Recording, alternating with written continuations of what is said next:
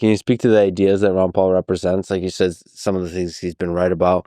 Maybe can you speak about the economics, the Fed, and maybe war, and being anti-military intervention? Well, I think it all came from kind of the same central thesis, which is that the highest political value ought to be liberty. And that, the government by its very nature is an instrument of force and tyranny, and that therefore the more government you have, the less liberty you have. I think he was way ahead of his time in like really calling out the corruption in DC. And I think that's one of the things that's that it's a common through line between the Federal Reserve and government spending, and of course this crazy war industry that our country has. There's a lot of components to that, but essentially Ron Paul was talking about draining the swamp way before it was like this dominant mass message. And I think Ron Paul in many ways laid the groundwork in his 2008 and 2012 presidential campaigns for not saying that he leads to Donald Trump, but he laid the groundwork for Donald Trump to be able to get up at the South Carolina Republican primary debate and look at Jeb Bush and say, your brother lied us into war. And you know what I mean? And to have the Republicans agree with him. These were a lot of the same people who had voted for George W. Bush twice and supported the war and even mocked their liberal, fellow countrymen for not being on board with it. And a lot of that was the work that Ron Paul did, and people waking up to how messed up all these wars were. And I think that at least there were a couple major things for me, okay, at the time. So I was a young man when I first found Ron Paul. I was in 2007 was when I first saw him, and then started obsessively reading all of his books. And so I was young. I'm born in 83, so what would that make me? 23, 24 when I first found him. So I was a young guy. And at least for me at the time, there were like kind of two categories in my, naive mind where, okay, there were like the liberals who supported big government at home, but were skeptical about, big government abroad, or they're skeptical about wars. And then there were the conservatives who said that they supported small government, limited government at home, but were always on the side of whatever the next war is. And at least for me, and I think for a lot of people of my generation, Ron Paul was the first guy who came along and said, like, no, I'm for limited government here and abroad. And it was kind of like a portal where you could like access a different perspective on the world. And then once you saw that, you were like, wait, that's actually what makes sense. It doesn't make sense to like, what is it exactly that like all the Ronald Reagan and George W. Bush and even like Milton Friedman and guys like that and Thomas Sowell it's like, you want a constitutionally limited world empire? Like, that's what you guys stand for? Because that doesn't fit together at all. And so why is it that we were taking this as a given? And then of course, the more you look into it, you realize that like, okay, those two things do make sense together. And then also that kind of like in the initial wave of like the original progressives, look, people like Woodrow Wilson or FDR, these were people who were pushing big government at home and big government abroad. And that actually made much more sense as a cohesive worldview. And to oppose that would be the Ron Paul worldview. And then the other thing for me, and this was my introduction to Ron Paul, and this too to me was like kind of a portal in a way. It was a way, at least in my naive, not fully functioned brain or fully developed brain at 24 years old or whatever, it was a way for me to kind of get like I tapped into something that was outside the empire. And I had heard a lot, I was already against George W. Bush and I didn't like the war. I had already figured out, I think this war in Iraq is bullshit. And I think that we were lied into it. And so I kind of got that. And then there were liberals and left-wingers who I knew. I grew up in New York City, so I was very familiar with the left-wing perspective, and who were critical of George W. Bush and for fighting the war and signing the Patriot Act into law and things like that. But I had never really heard anybody break it down the way Ron Paul did when he basically was like, look, there's a reason why these terrorists hate us. And it's not what they're telling you. They don't hate us for our freedom. It's not as if, I remember the way Pat Buchanan put it, which I always loved, was he goes, he said, Dick Cheney makes it sound like Osama bin Laden stumbled on, like in the deserts of Afghanistan, he stumbled onto a copy of our Bill of Rights somewhere. And he was like, oh my God, they're free to look at this speedy trial. Are you kidding me? Like, this is like, what is going on here? They can own guns and their women can wear mini skirts, and that just made people so angry that they were ready to, like suicide bomb themselves. And like, that makes no sense at all. And then Ron Paul was just like, no, look, here's the thing. If we think we can just go around the world killing people, propping up dictatorships, putting our military bases in the Muslims' holy land, and not engender hatred from that, then we do that at our own peril. And I thought it was such an interesting kind of, it had always been, I'm an 80s and 90s kid. And to me, it was always kind of a given that like America's number one, we're the force for good in the world. And it was like an interesting introduction to the idea that there are people outside of that who are dominated by that, who don't care for it very much. And like that's what 9/11 was actually about. And for me, I was living in New York City. I was 18, I think, when 9/11 happened. And that was like the moment of my childhood. It was a huge thing to live through. I mean, we were attacked. This seemed like something that could only happen in a history book. That didn't happen to America in the 90s. 2001 was basically the 90s. Um, and it was just like, oh, finally it clicked. It was like, that makes sense. It's the first time I had ever heard like an explanation and an understanding of this whole thing that we're involved in now, from 9/11 to the terror wars, that actually just made perfect sense. Yeah, we should also say that there's some degree of truth that the battle is not just militaristic, it's also cultural.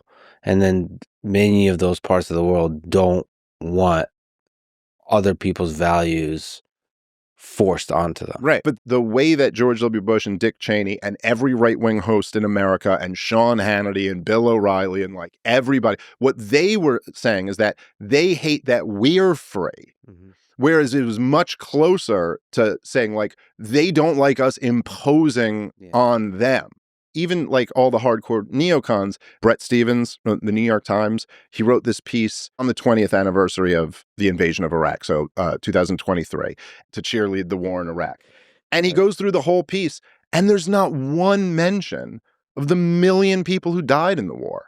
He literally just goes, the piece is just measure life under Saddam Hussein versus life under the Shiite parliamentary system that they have now. Which one's better? And he's arguing this one's better, therefore it was worth it.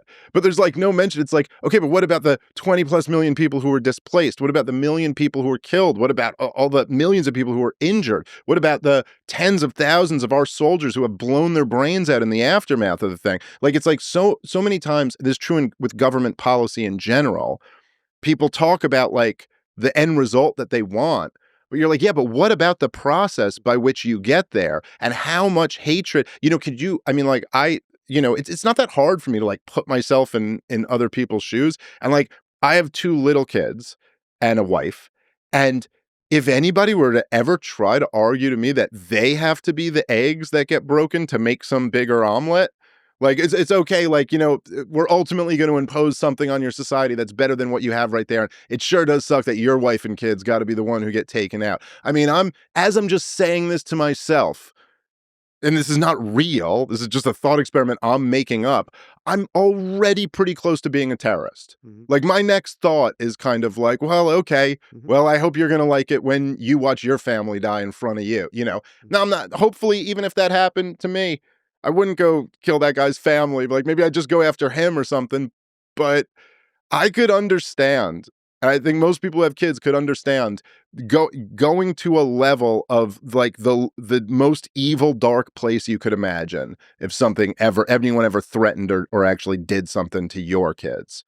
Yeah, we have to remember the thing that's difficult to measure that you just mentioned, which is the hate that's created by every bomb that's dropped. It was General McChrystal who, was the general running the war in Afghanistan. He wasn't Ron Paul, you know what I mean? Like, he was a sir, yes, sir, how do we fight and win this war general. And he's the one who coined the term insurgent math. 10 minus 2 equals 20. You know, it's like the more you keep. I was rereading about this the other day, because of the Trump's been bombing the Houthis in Yemen, and it's like when we first, I think it was in at least in 2009 is when Obama really stepped up the drone campaign, with the then secret drone bombing campaign, and the Yemen was one of the major theaters. And even back then, when it really was just it was a war on terrorism, like the main targets were always Al Qaeda in the Arabian Peninsula and their presence in Yemen. Even then, like, so before the Saudis invaded, so like from 2009 through 2015, AQAP just kept growing.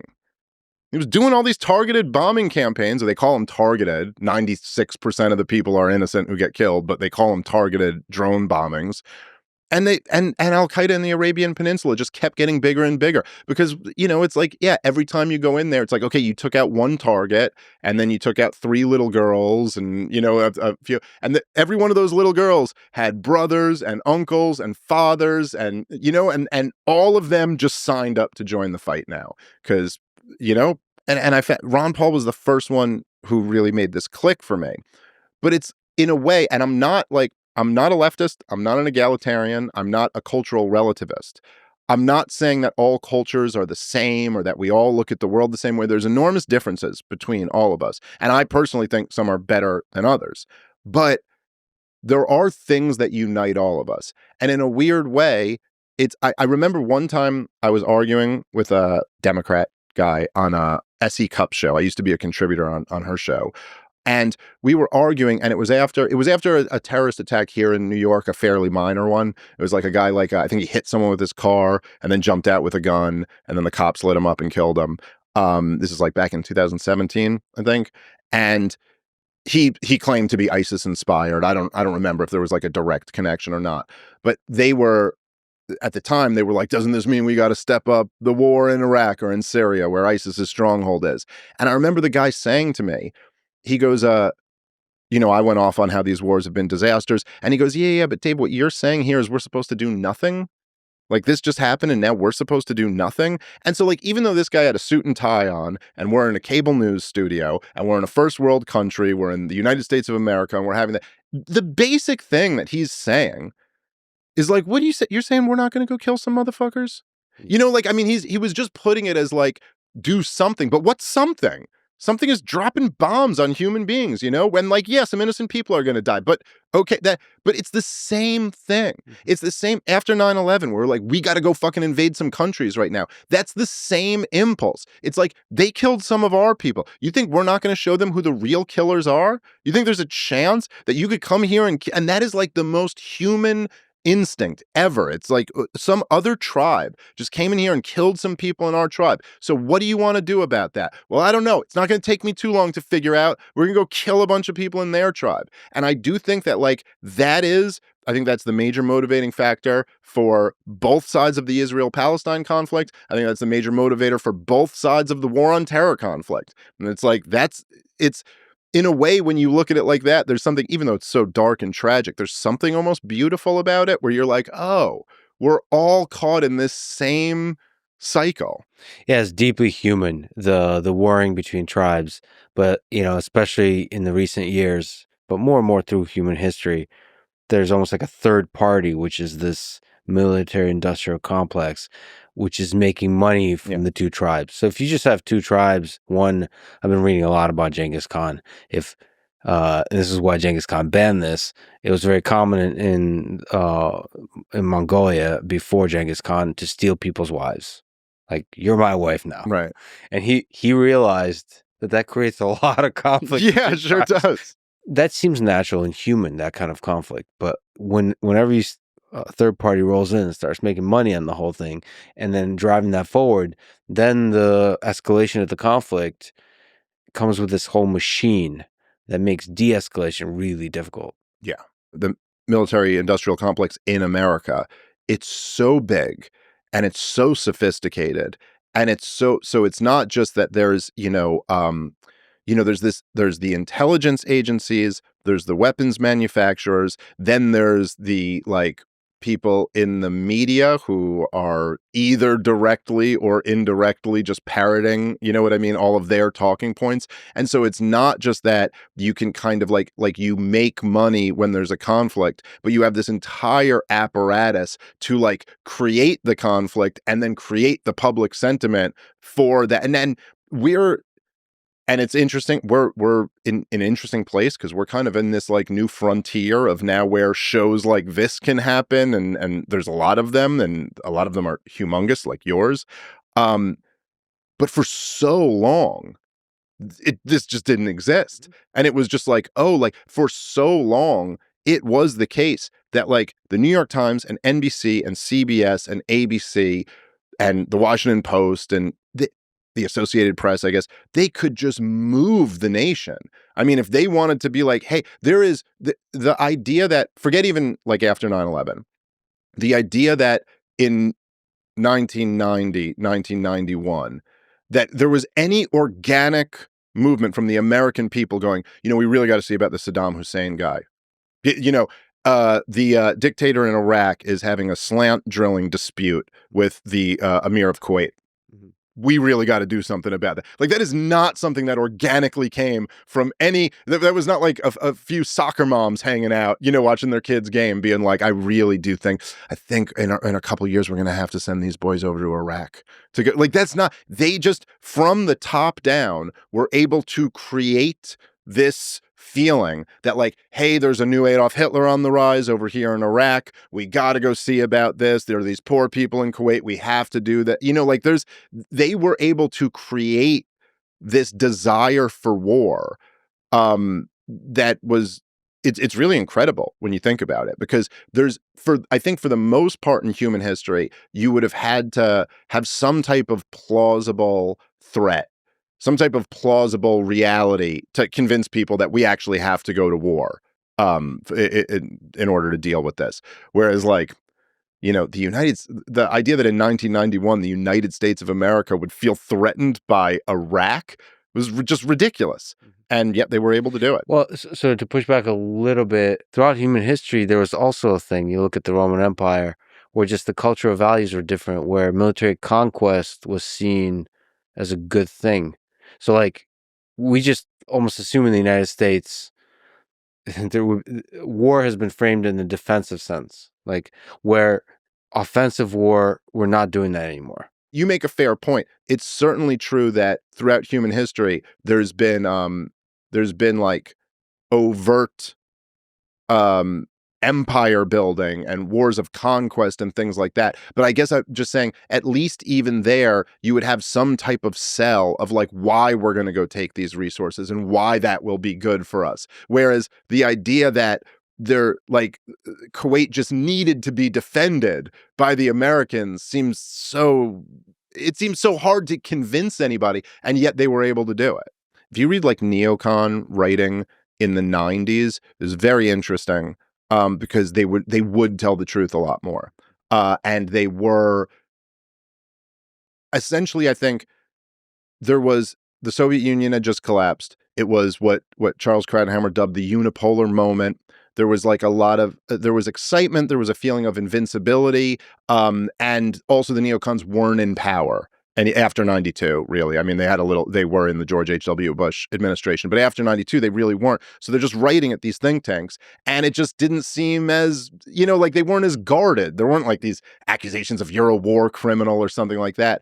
But what he said, what Jonah Goldberg agreed with, was that I think the statement was every 10 years or so, America's got to find a puny little country and put them up against the wall just to let the rest of the world know that we mean business.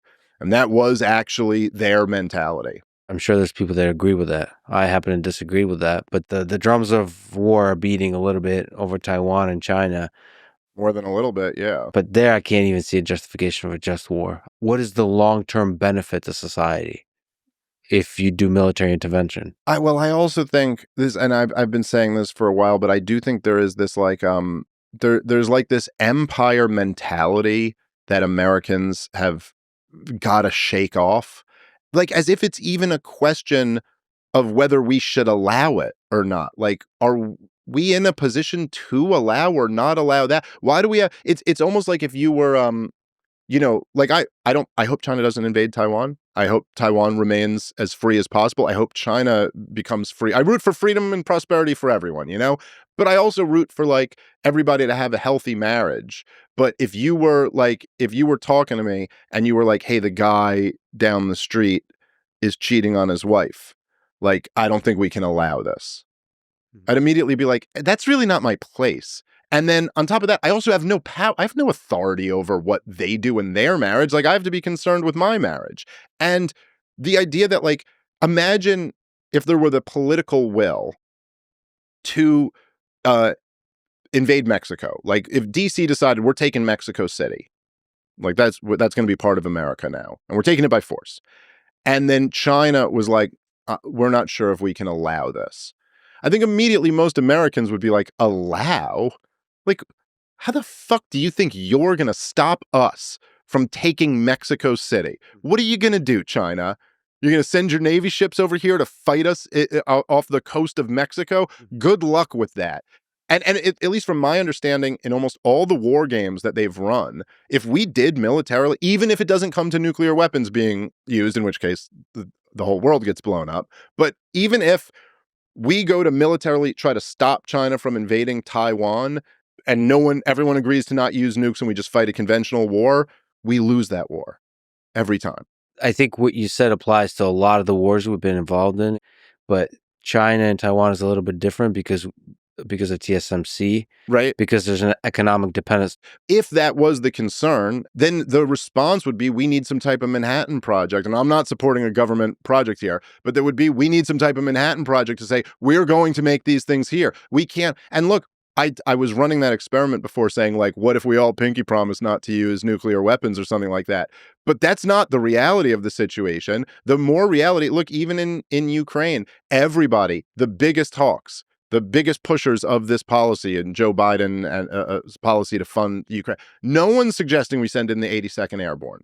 No, which is really the only thing that could repel the Russians right now and restore, Ukrainian the original sovereignty of the Ukrainian borders.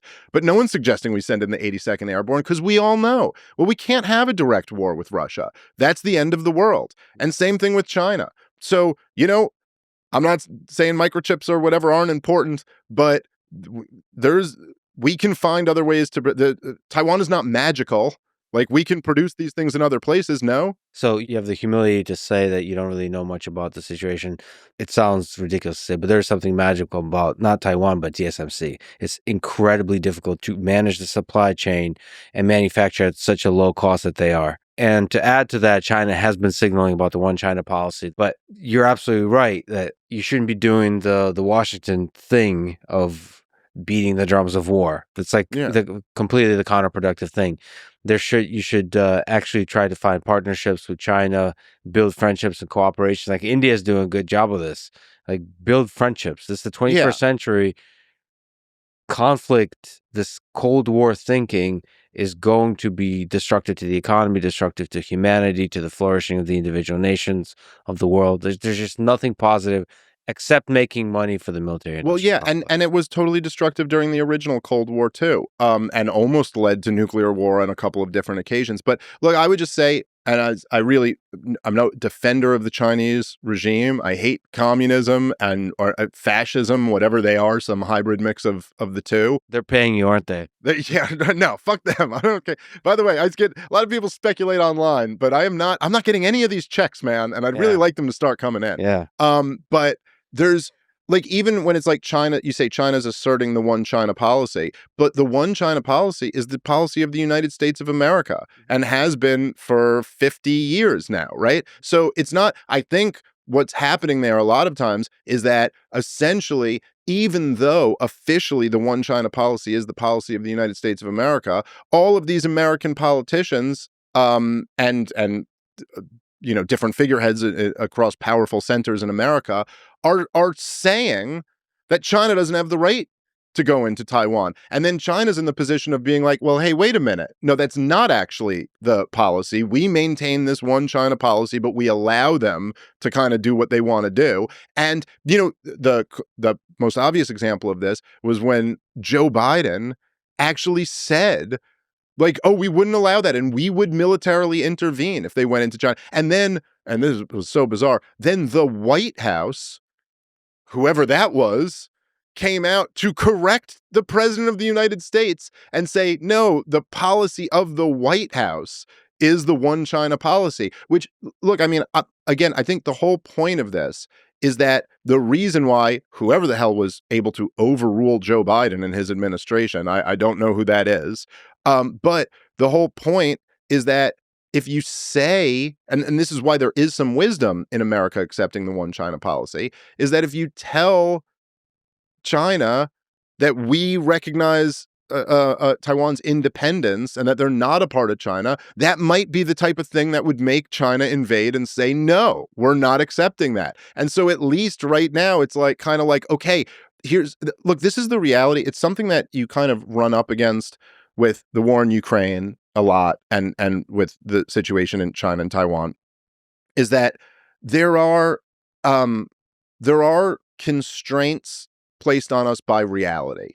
It's not all just how would you like the world to be? How would you like it to work? Obviously, I think we would all like that bigger countries don't invade smaller countries and bigger countries don't bully smaller countries around. That is not the way of the world. We are a big country that is the biggest bully in the world. So we're in no position to but what we're kind of in the position is just like, you're like, hey, we'd sure love if you don't do that. You can do it and you can get away with it, but we would sure love it if you don't. And so the goal would be to do everything we can to make sure that doesn't happen. When Vladimir Putin starts talking about like, hey, if you keep pushing the idea of Ukraine joining your military alliance, I'm going to invade that country. The goal there, or the move there would be to be like, okay, we'll stop talking about that. Is there something else that we can agree on? Like, is there a way that you will promise you won't do anything to them? And and we'll promise we won't bring them in our military. Like, that's the goal. You don't just go like, no, fuck you, we're doing it anyway, over and over and over again until they do the thing.